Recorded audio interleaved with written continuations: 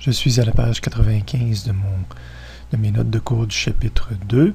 Cet endroit, on va solutionner la situation 2 à lancer vers le bas de la section 1.7, donc toujours du MUA, sous l'effet de la gravité, c'est-à-dire de la chute libre.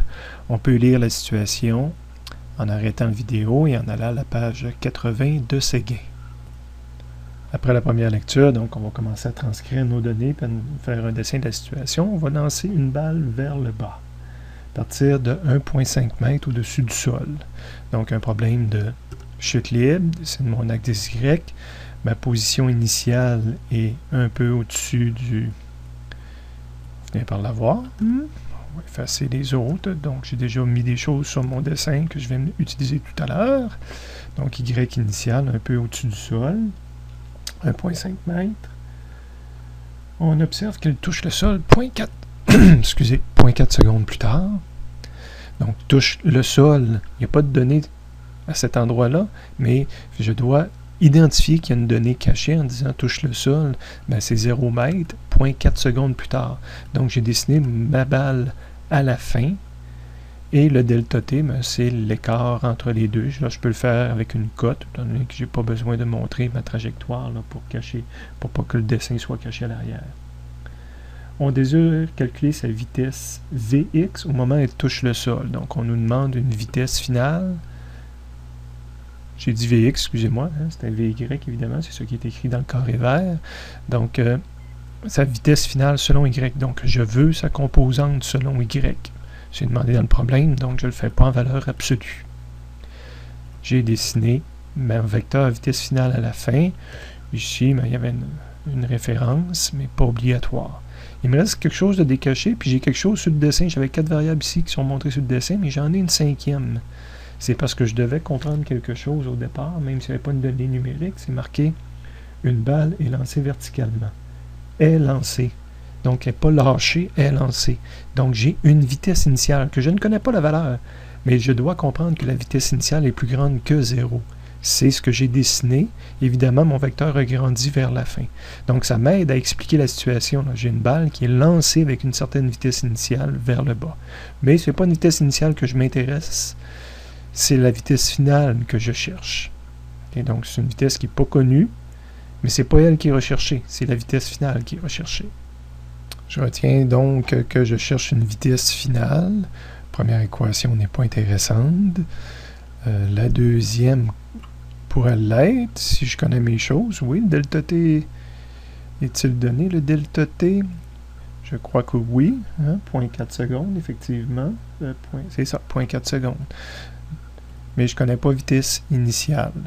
Puis même si je choisirais la troisième, je ne connais pas vitesse initiale. Fait que je n'ai pas de gain dans ces deux équations-là. Je vais choisir de travailler avec celle-ci, que j'ai sûrement transcrit ici. Donc, vitesse finale est égale à la vitesse initiale selon Y moins G fois delta T. Sauf que déjà, quand j'analysais dans le résumé, je m'apercevais que j'avais une problématique. J'ai deux inconnus dans cette équation-là. Donc, deux inconnus avec une seule équation implique que je vais aller chercher une autre équation dans le résumé. Une autre équation qui utilise du delta T, parce que c'est le delta T qui est connu. Donc, la première pourrait faire le travail. C'est celle que j'ai retranscrite ici. Pour obtenir ma réponse de vitesse finale, mais ce qu'il faut, c'est que j'ai une équation pour vitesse initiale. Donc, dans cette deuxième équation-là, je vais isoler vitesse initiale, qui était positive de ce côté-ci.